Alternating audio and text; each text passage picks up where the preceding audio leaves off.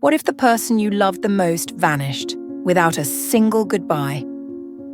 That haunting thought lived in Emily's heart like an echo that refused to fade.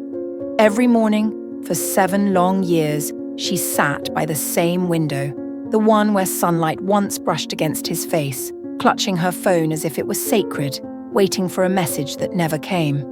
7 years earlier, Daniel had looked at her with weary yet tender eyes and murmured, "I just need some time." She thought he meant a few days, maybe weeks, not forever. That night, she waited for a text. "I reached home. I miss you already. Sleep well, my love." But the screen stayed dark. The silence grew heavier each day, filling her apartment and her heart until even her breath felt quiet. Days turned into weeks, weeks into months, and months slipped into years. Seasons changed, faces changed, even her laughter changed.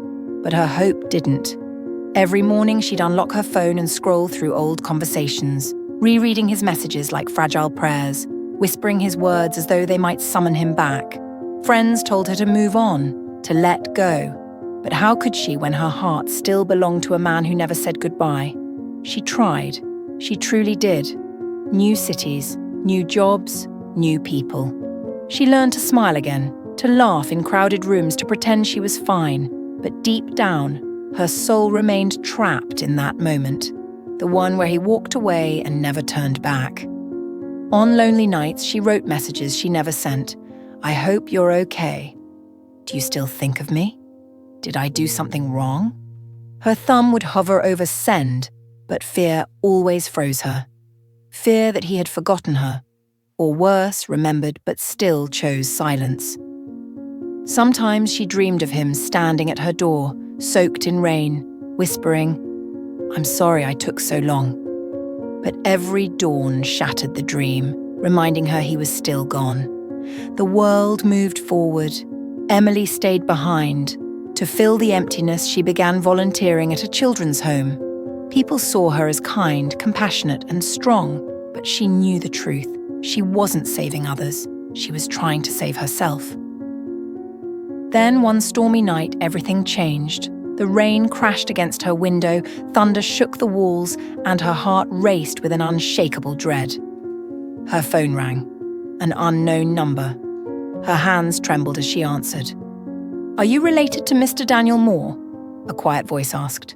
The world stopped. "Yes, I am," she whispered.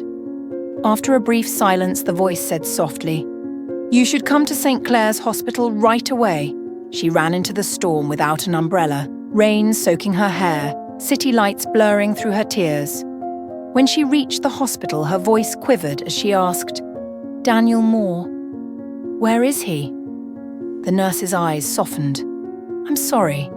He didn't make it." Everything around her went silent, the same suffocating silence she'd known for 7 years, now louder than ever. The nurse led her to a small room. On the bedside table lay an old, cracked phone. "He was holding this when we found him," the nurse said gently. Emily's trembling fingers reached for it. The screen flickered weakly, revealing one unsent message. Her tears fell onto the glass as she read the words through blurred vision. "I just needed time to become the man you deserved." Her knees gave way, her sobs echoing in the stillness.